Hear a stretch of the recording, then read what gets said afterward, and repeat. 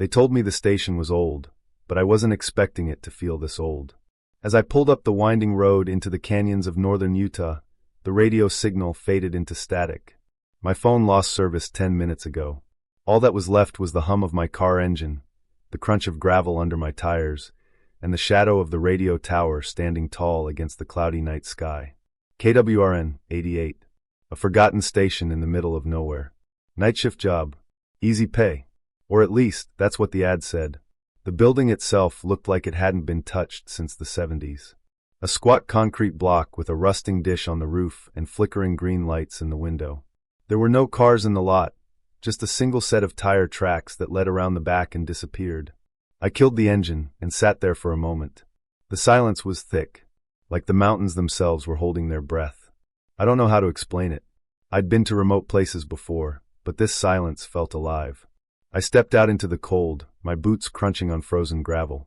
The air smelled like old pine and something else, metallic maybe. I adjusted my jacket, grabbed my duffel bag, and headed inside. The front door groaned like it didn't want to open. Inside, the lobby was dimly lit. Dust hung in the air, floating like ash in a flashlight beam. A cracked vending machine buzzed in the corner, stocked with snacks that looked older than me. A faded poster on the wall read, "Welcome to KWRN 88.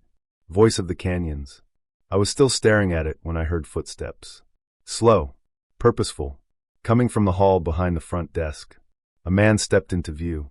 Late 50s, maybe early 60s. Tall and thin, with a narrow face and deep-set eyes that didn't blink enough. His hair was slicked back, silver streaked with black, and he wore a faded gray sweater and slacks like he'd just walked out of a different decade. "Adam Blackwood?" he asked, voice low and scratchy. "That's me," I said, trying to sound more confident than I felt. "Night shift operator." He nodded without smiling. "I'm Edward Mallory, station manager." He turned and walked down the hallway without another word. I followed. The hallway was long, lined with closed doors and buzzing fluorescent lights that flickered like they were thinking about dying. Edward pushed open a door at the end marked on air and gestured for me to enter. The control room was cramped but functional. Soundboard, monitors, ancient equipment stacked like totems of a forgotten age. A coffee-stained desk sat in front of a wide glass window that looked into the broadcast booth. I noticed right away that the window was covered with a film that made it hard to see clearly through it. Edward handed me a laminated sheet of paper. His hands were cold and dry. "These," he said flatly, "are the night protocols. Follow them." "Exactly." I looked down at the sheet. Bold letters at the top read, "KWRN, 88 Night Shift Rules, do not deviate." There were 5 listed. 1. Play tape 7 at exactly 2:44 a.m. 2. Do not answer any phone calls after 3:13 a.m. 3. If someone knocks on the booth window, do not look directly at them. 4. Keep the red channel knob set to 0. If it turns by itself, leave the room. 5. Do not mention the previous operator, Jamie, on air or off. I let out a short laugh. "Is this a joke?" Edward's eyes narrowed. "No, it's not. But this is all nonsense, right? Just station lore or... You'll learn." He looked at the clock. "You're on your own after midnight." And with that, he walked out. I stood there for a moment, staring at the door he left through. Then I looked back down at the laminated sheet. Tape number 7. No calls after 3:13. Don't look in the window. I shook my head. Weird old man. Weird old job. But hey, money's money. Midnight came fast. Edward didn't say goodbye. He just disappeared. By 12:05, I was alone in the station. The silence crept back in. Not the usual silence. This was deeper, heavier, like it pressed against the walls of the building itself. I sat at the desk, adjusted the mic, and did my first broadcast. Weather update. Some light jazz. A caller named Denise requested a Roy Orbison song. It almost felt normal. Then, somewhere in the distance, I heard it. A faint click from the booth window behind the glass. A knock. Just one. I didn't turn around. Not because I believed the rule. Just something told me not to. My shift had only just begun. And already something wasn't right. The second night felt colder. Not outside. It was still just dry, dead cold like Utah always is in the middle of nowhere. No, I mean the kind of cold that presses into your bones and doesn't leave. The kind that feels like something watching you has just exhaled. I showed up at 11:45 p.m. Same gravel lot. Same flickering sign, KWRN, 88, Whisper Ridge Radio. Edward was waiting by the front door with his arms crossed, cigarette lit, eyes like stone. "Remember the rules," he said without looking at me. "I remember." He dropped the cigarette. "Then don't test them." Inside, the station smelled like burned wires and coffee left too long on a hot plate. The hallway lights buzzed, like they always did, and the sound booth was dim and humming softly. It was oddly comforting, like the station itself was breathing. By midnight, I had settled into the usual routine. Weather report, local news, a long stretch of classic country. The airwaves were dead silent most of the time. Not a single call. It was like no one actually listened out here. Or maybe no one could. The laminated rules were still pinned above the soundboard. 7 in total. I read them again, even though I knew them by heart. Rule number 4. Always play tape number 7 at exactly 2:44 a.m. No exceptions. It didn't say why. It didn't even say what was on it. I looked at the row of tapes beside the booth. They were old. Dusty. Labeled with white tape and thick black marker. Tape number 7 was cracked down one side. The label was peeling. It just sat there like a thing waiting to be touched. So I waited. 2:43 a.m. ticked on the digital clock. I reached for the tape and slid it into the player. My hands were shaking. I told myself it was nothing, just weird night shift nerves.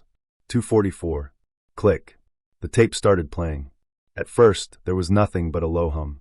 I turned the volume up. Then I heard something. It wasn't music. Not static either. A voice. Or voices. I couldn't tell how many. They weren't speaking English. The sounds were wet, like whispers underwater, slipping in and out of rhythm.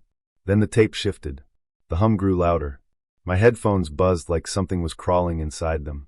My heart was pounding in my ears, but I didn't dare stop the tape. One word came through, clearer than the rest. "Adam." I froze. No way. I hit rewind. Played it again. The voice was there. My name, whispered like it had been waiting for me. "Adam." It wasn't just random noise.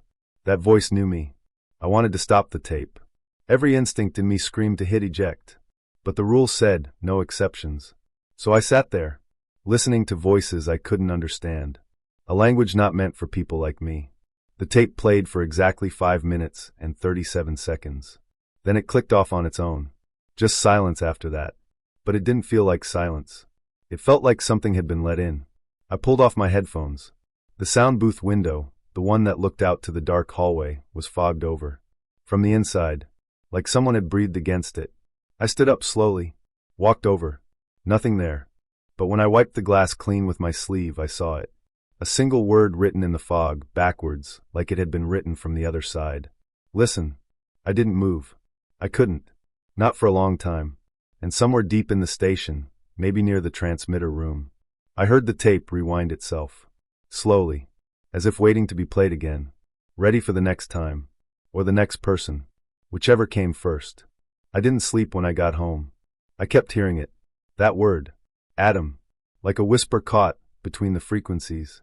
Like I'd already broken something, and now it wanted more. The night was quiet. Too quiet. It had been about 2 hours since Edward left. He said he needed to check something in the back, and never came back. I wasn't concerned at first. The station had that effect on people. Everyone moved slow, like the air itself was thicker at night. But by now, even the walls felt like they were listening. I leaned back in the creaky chair, headphones wrapped around my neck, watching the green-tinted studio clock tick forward. 3:12 a.m. Something about that time made my stomach clench, like my body knew something my mind didn't. I turned to the list of rules taped next to the console. My eyes found it immediately. Rule number 3. Do not answer the phone after 3:13 a.m. Ever. I swallowed. Ridiculous, I told myself. Just a dumb ritual. Edward probably made it up to mess with new hires. Still, my hands were clammy. I rubbed them on my jeans and tried to focus on the next track, some old country ballad crackling in the background. Then it started. Thing. The phone's shrill cry echoed through the small studio. My spine stiffened. I glanced at the clock. 3:13 a.m. on the dot. My heart thudded. Once. Twice. I didn't move. Thing. It was probably a wrong number. A prank. Maybe Edward calling from the back to test me. But something felt wrong. The phone kept ringing, steadily, unnaturally. Like it wouldn't stop until I picked up. I stared at it. My breath caught when I noticed something strange. The light on the phone wasn't blinking. That model always blinked red when a call came in. But now, nothing. Just sound. No source. No light. Thing. I stood, gripping the edge of the desk. My eyes refused to leave the phone. Every instinct screamed to let it ring. To wait it out. And then after 11 rings, it stopped. Silence. But not peaceful silence. No, this was the kind of silence that presses against your eardrums. The kind that makes you think something is hiding just outside your line of sight. Then the temperature dropped. It was like someone opened a freezer door. My breath turned visible. I backed up instinctively, looking around. The walls groaned softly, like the building itself was breathing. I turned toward the booth window. I froze. There was someone standing outside the glass. Just standing there. Unmoving. Their face was completely shadowed, even though the hallway light was on. I took a shaky step forward, squinting. The figure raised a hand. Knock. Knock. Knock. 3 gentle taps against the window. I couldn't move. Couldn't blink. My legs felt like ice. And then the figure leaned closer. I saw my own face staring back at me. Same beard. Same tired eyes. Same tear in the hoodie sleeve. Everything. But the expression, it wasn't mine. It was smiling. Wide. Wrong. Too many teeth. The lights above flickered once, twice, and then the hallway was empty again. No sound. No footsteps. Nothing. Just me. And my reflection. I staggered back, heart hammering in my chest. The country song crackled to an end behind me. Static hissed through the speakers. I rushed to turn the dial, get back to normal. And that's when the voice came. Low. Warped. Like it was speaking from underwater. You're already dead, Adam. You just haven't remembered yet. The headphones on the desk buzzed violently. Every speaker in the room gave off a sharp feedback whine. I slammed the power switch. Silence returned, hard and sudden. I sat there for a long time, shivering, listening, waiting. At 3:31 a.m., Edward walked back in, holding a cup of black coffee like nothing happened. He stopped when he saw me, white-faced, frozen at the console. He didn't ask what happened. He just said quietly, "You didn't answer, did you?" I shook my head. "Good," he said. "That means it hasn't gotten in yet." Then he walked past me and took a long sip of coffee, as if that sentence hadn't shattered everything I thought I knew. I didn't ask questions. Not yet. Because part of me was scared I wouldn't like the answers. The station had always been quiet. Too quiet.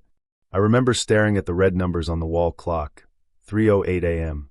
The hum of the equipment buzzed softly in the background, like a low whisper that never ended. The only light came from the control panel and a desk lamp that flickered sometimes, even though I'd changed the bulb twice. That night, something felt off. The air was heavier. It pressed on my skin like a damp towel. I couldn't explain why, but I kept glancing over my shoulder, half expecting someone to be there. Of course, no one ever was. Just the silence. Just the rules on the wall. I leaned back in my chair, rubbing my temples, tired from lack of sleep. The broadcast was running fine.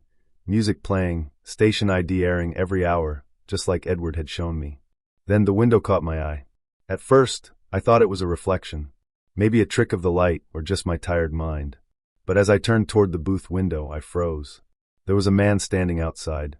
He was still, completely still, his face pressed close to the glass. I couldn't see his eyes, only the pale skin and the outline of his nose and lips. His hair was messy like mine. His posture, it mirrored me. His hands were at his sides, relaxed, as if he was waiting for something. I stood slowly, heart thudding. The studio booth was surrounded by glass on one side, facing the hallway. No one should have been able to get in without passing by me. I took a careful step forward. The man outside tilted his head slightly. So did I. My breath caught in my throat. I walked a little closer, and so did he. That's when it hit me. He wasn't outside. He wasn't behind the glass. He was inside. Inside the reflection. It was me. But it wasn't. I stared into the glass, watching this second me stare back. But his expression, it didn't match mine. I was scared. He looked calm. Too calm. His lips curled up slowly into a smile, small, almost polite. Mine didn't. The lights flickered. The smile widened. I backed away quickly, heart pounding now like it was trying to escape my chest. The reflection didn't move. It just stood there, watching. And then, just like that, it vanished. I blinked, expecting to see him again. But the glass showed only my reflection now. Normal. Shaky. Breathing hard. I looked back at the clock. 3:13 a.m. The phone rang. Sharp. Loud. Sudden. I jumped. My hand hovered over the receiver. Rule number 3. Never answer the phone after 3:13 a.m. It kept ringing. And ringing. And ringing. My fingers trembled above the phone, but I pulled my hand back. After 7 rings, it stopped. I stared at the dead silence that followed. Nothing. No sound. No wind. Not even the hum of the equipment. Then a soft knock came from the window. Tap. Tap. I didn't look. I sat back down, eyes on the floor, gripping the armrests like they might save me. After a while, the static returned. The booth lights steadied. The air, though, didn't feel lighter. If anything, it felt colder. When I finally looked up at the glass, I was alone again. Or, I thought I was. Later that night, I couldn't shake it. That face, my face. The smile that didn't belong to me. I tried to distract myself and started cleaning out the drawer under the console. Old papers. Dead batteries. Sticky notes with strange timestamps. That's when I found it. A torn leather notebook, half burned along the edges. I flipped it open. The handwriting was rushed, almost frantic. It belonged to someone named Jamie. The entries were short, scattered. Most of them didn't make sense. Except the last page. It read, "They always come at 3:13. The rules aren't for protection. They're instructions. For it. For him. Edward knows. He lied. If you see yourself, run." I stared at that page for a long time. Then I looked back at the glass. Just to make sure. No one was there. But I didn't feel alone. Not anymore. The snow outside hadn't stopped in days. It was the kind of cold that crept through walls, through clothes, through skin, and settled deep in your bones. The station walls groaned under the pressure of the storm. I wrapped myself tighter in my hoodie and stared at the flickering fluorescent light above the soundboard. It buzzed just off key like a broken violin string. It was my 5th night on shift, and something wasn't right. The rule sheet on the wall, the one Edward had given me my first night, had always been the same. I memorized it out of boredom and fear. The neat black letters, the bold font, the last line underlined 3 times. Do not question the rules. Tonight, that same paper looked different. I spotted it as soon as I walked into the booth. One of the rules was missing. At first, I thought I was imagining things. Maybe I was tired. Maybe I'd bumped my head and didn't remember. But no, I ran my finger down the list. Rule number 4 was gone. It used to say, if the static turns red, leave immediately. Now, nothing sat between rule number 3 and rule number 5. Just blank space. I backed away from the wall slowly. Then I noticed something even stranger. Under the original list, there was new writing, in red ink, thin and scratchy, like it had been written in a hurry. One line. If Edward disappears, do not go looking. I stared at that line for a long time. My fingers felt numb, even though the heater was on full blast. I hadn't seen Edward tonight. He was always here by 11:30 p.m., hiding in his cramped office with the door slightly ajar, hunched over those old tapes and scribbling in his notebook. But his light was off. His door was closed. My first instinct was to check on him. Maybe he'd slipped in the snow. Maybe he was hurt. But the rule. I looked at the red words again. Do not go looking. I decided to wait. I kept glancing at the office door, but it never moved. The hallway leading to it felt longer than usual, darker too. Like the lights had dimmed just around that corner. The hours crawled by. Midnight passed. Then 1 a.m. I didn't dare go near the archives or the transmitter room again. Not after the voice I heard on Jamie's tape. Not after seeing my own face outside the window. At 2:30 a.m., the booth filled with a strange humming sound. Not coming from the speakers. It was deeper, like it was coming from beneath the floor. Then I saw it. Another rule had appeared. Right under the last red line, another one had formed like ink bleeding through the paper. Play the tape even if it screams. I stepped back, nearly knocking over the mic stand. My breathing turned shaky. My hands trembled. The tape, they meant tape number 7. The one with the strange language. The one I wasn't sure was even human. I had always played it at 2:44 a.m. as instructed, but now this was different. Even if it screams? What did that mean? 2:44 came. I reached for the tape with sweaty hands, my fingers shaking as I slid it into the player. It started as usual, the warped melody, the static underneath it, like insects crawling through wire. Then it changed. A voice. High-pitched, choking on its own breath. It did scream. It screamed my name. Adam. I yanked off the headphones, but the voice didn't stop. It was inside the booth now. Not through the speakers. Inside the room. I turned to the rule sheet again. Another line was bleeding into view. If the booth goes silent, you are no longer alone. That was it. I bolted out of the booth and ran into the hallway. I didn't stop to grab my coat. I didn't stop to check Edward's office. I locked myself in the bathroom at the end of the hall and sat on the floor, breathing like I'd just run a marathon. The walls thumped softly. I heard static leaking from the pipes. I tried to tell myself it was just the wind, the old plumbing, the storm. But deep down I knew. The station was changing. The rules were changing. And something was writing them. Something that didn't want me to leave. Or worse, something that wanted me to break them. I waited until Edward's footsteps faded down the hallway before I slipped the key from beneath his office door. He always kept it tucked under the dusty rug, third tile from the filing cabinet. I had seen him do it twice when he thought I wasn't looking. Tonight, I was counting on his predictable habits and the howling wind outside to cover my steps. The archive room had always been locked. Edward said it was condemned, black mold, faulty wiring, risk of collapse. But tonight, I needed answers more than safety. The hallway was darker than usual, like the power had dimmed just enough to mess with my sight. I paused outside the archive door, the key cold in my hand. My heart beat heavy in my throat. Click. The door creaked open slower than it should have, groaning like something alive. Inside, the air smelled like wet metal and something older, something forgotten. Shelves lined the walls, full of unlabeled reels and dusty cassette cases. Old papers curled like dead leaves on the floor. A bulb swung overhead, its faint yellow light giving off just enough glow to see, but not enough to feel comfort. I stepped inside and shut the door behind me. The sound it made felt final. There, near the back wall, was a reel-to-reel tape recorder. Still plugged in. A faded label stuck to the wall above it. J. Allen, final log, March 3rd, 1999. Jamie Allen. The guy from the journal. With hands that shook more than I wanted to admit, I loaded the reel and hit play. At first, nothing but static. Then, Jamie's voice. It was young, tired, and laced with panic. If anyone finds this, I'm sorry. I tried to follow the rules. I did. But they're not what you think. They're not to protect you. They're to keep you in line, to keep you useful. I leaned closer. The static behind his voice pulsed like a heartbeat. Edward lied. The rules don't stop the thing. They feed it. Each one is a ritual. A small offering. Tape number 7, the 313 call, the red static. Every rule is its way of feeding without breaking in. A loud bang echoed on the recording. Jamie gasped. It's here again. I didn't answer the call. It's angry. I see it through the glass. It looks like me. The next sound was off. A low dragging noise. Like metal scraping on bone. Jamie started crying. If you're hearing this, you have to break the rules. All of them. That's the only way to stop it. But it won't let you. It gets inside your head, makes you forget who you are. There was a pause. Then something happened on the tape I can't explain. Jamie's voice stopped. Another voice began. It was smoother. Hollow.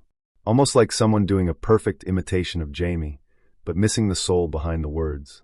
Do not answer the phone after 3:13 a.m., it whispered. Do not acknowledge the voices in the window. Play tape number 7 at 2:44 a.m. If the static turns red, the voice trailed off then laughed. It sounded like it came from inside the room, not the tape. I hit stop. Silence. But it didn't feel empty. It felt full, like something was listening. I turned around slowly. In the far corner, where the light didn't reach, something shifted. Just a shape. Nothing more. But I knew it was watching me.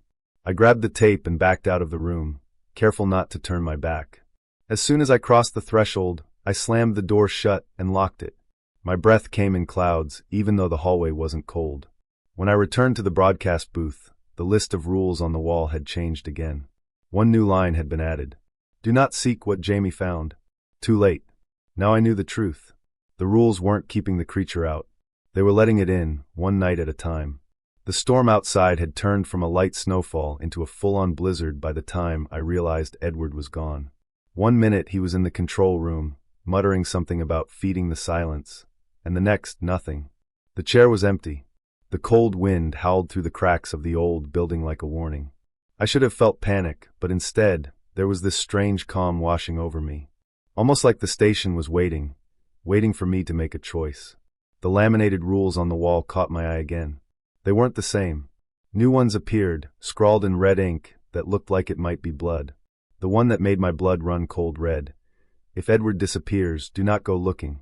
I looked over my shoulder like someone might be watching. But I couldn't listen to that. Edward was my only link here. I had to find him. I grabbed the flashlight from the desk and stepped into the hallway. The snow outside was beating against the windows so hard I thought they'd shatter. The old floorboards creaked beneath my feet. Every step echoed in the silent station. As I turned the corner toward the supply room, I froze. There, sitting on the cold concrete floor, was a man. He looked exactly like me. Same tired eyes, same disheveled hair, the same worried expression. My heart hammered in my chest. I couldn't move. The man's lips moved, but the words were barely audible. Break the cage. Break the cage. Break the cage. It was like hearing my own voice from somewhere deep inside a cracked mirror. The air around us grew thick, almost heavy enough to choke on. Shadows seemed to twist and curl along the walls, reaching for me. I knelt down, trying to steady my voice. Who are you? He looked up, eyes wild but somehow knowing. You're the cage, Adam. The rules are rituals. Rituals are cages. If you don't break the cage, it will never stop. Before I could respond, the lights flickered violently.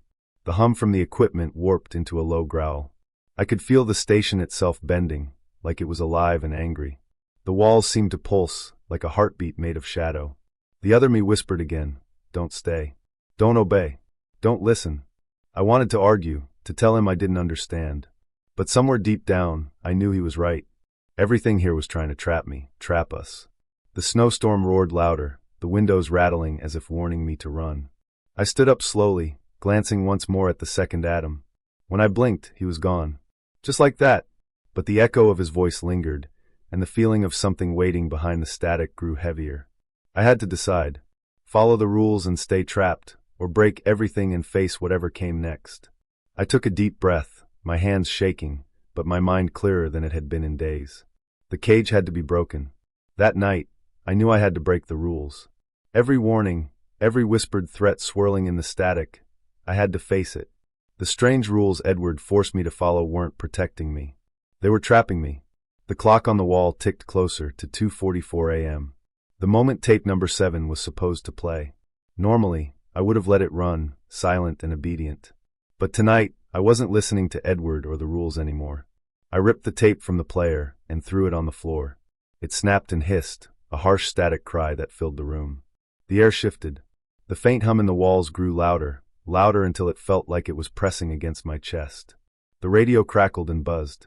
The static turned red. I had read the rule that said, if static turns red, leave immediately. But how do you run from something you don't understand? Something that felt like it was already inside you. I took a deep breath, my heart pounding so loud it almost drowned out the noise. Then the phone rang. It was exactly 3:13 a.m. I stared at the receiver, trembling, the cold sweat making my hands slippery. Normally I would have ignored it, that was the rule after all. But tonight I picked up. The line was dead silent at first. Then a voice, soft and hollow, whispered my name, Adam. Just like that. You were never meant to leave. My breath caught in my throat. The voice was not just over the phone. It was all around me, bouncing off the walls, coming from the static itself. I hung up. But the radio didn't stop. I turned toward the booth window, and there he was, the other me. The one I had seen before, standing just outside the glass, face pale and eyes empty. This time, I didn't look away. He reached a hand to the glass, his fingers pressed against it like he wanted to come in. His mouth opened, but no words came out. Only that terrible silence. Then, I smashed the window with my fist. Glass cracked and shattered, cutting my knuckles, but it didn't stop him. The world around me started to warp. The walls breathed, pulsing in and out like they were alive. The lights flickered wildly, casting long, twisted shadows that crawled across the floor. I grabbed the phone again. The line was dead. I smashed the tape deck, breaking it beyond repair. The red static flooded the speakers, louder and louder until I felt it buzzing under my skin, inside my brain. The station was no longer a building. It was a living nightmare. I ran to the transmitter room, the last place I could think of.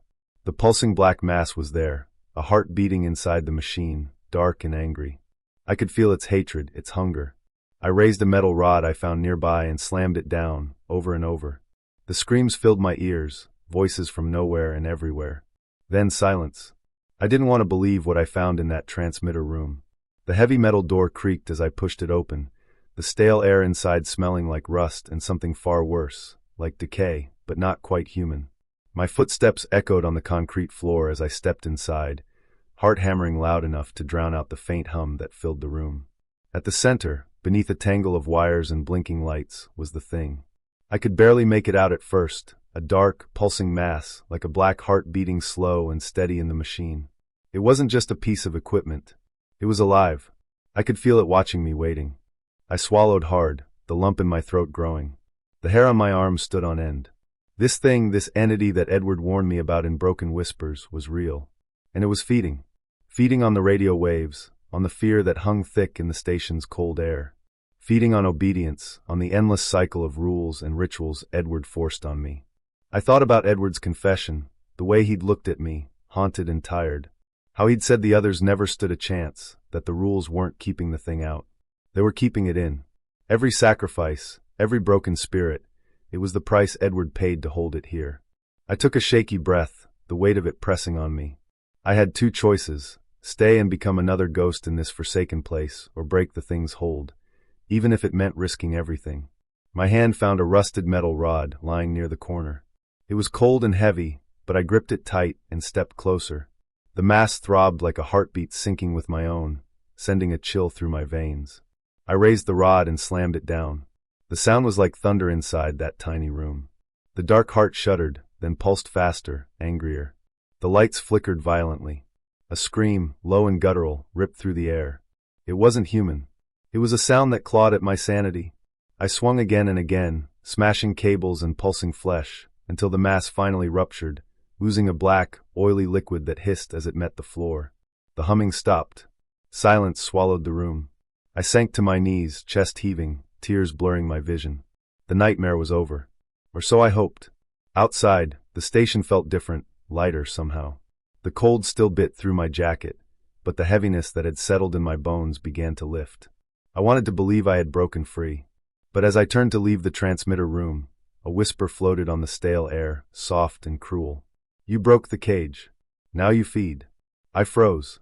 The darkness wasn't gone. It was waiting for me to understand. The price was far from paid. I woke up to a cold, biting wind brushing against my face. The snow was falling gently, dusting everything in a quiet white blanket that made the world feel both empty and still. For a moment, I couldn't remember where I was. My head throbbed, and my body ached like I had been dragged through ice and fire. Slowly, the fog in my mind cleared, and the memories came crashing back. The radio station, the rules, the endless static, Edward disappearing, and the thing I had destroyed. I was outside. Somehow, I was outside the station, lying in the snow. The sky was turning pale pink with the first light of dawn, and the mountains loomed silently around me, cold and indifferent. I tried to sit up, but my limbs were stiff and weak. My fingers fumbled as I brushed the snow off my jacket, trying to get a grip on reality. Voices came through the quiet, distant but growing louder. I blinked against the cold wind and saw headlights approaching on the narrow road that led to the station. A rescue crew was here. They rushed toward me, voices calm but hurried. A woman knelt down, checking my pulse and speaking softly as she wrapped a blanket around me. I wanted to ask so many questions. Where was Edward? What had really happened? Was it really over? One of the men handed me a warm cup, but my hands shook too much to hold it steady. I stared at the familiar laminated sheet they carried, a list of rules, a protocol. My breath caught. I recognized it immediately. It was the same kind of list Edward had given me. The letters were bold, sharp, and new rules were written in cold, clear print. Night Dispatch Protocol. Rule number 1, don't trust the survivor. A chill ran deeper than the cold snow. My heart hammered. I looked up, trying to find the man who must have given this to them. Instead, I found Edward's face staring back at me from the driver's seat of the ambulance. His eyes were calm, almost empty, and his lips curled into a smile that didn't reach them. I wanted to scream, to warn whoever was listening, but my throat felt tight and frozen. The snowflakes melted on my skin, and the world seemed to slip between waking and dreaming. The radio in the ambulance crackled to life, static, endless, whispering. And in the distance, the mountains held their secrets, as silent and cold as ever. The static never left. It just changed frequency.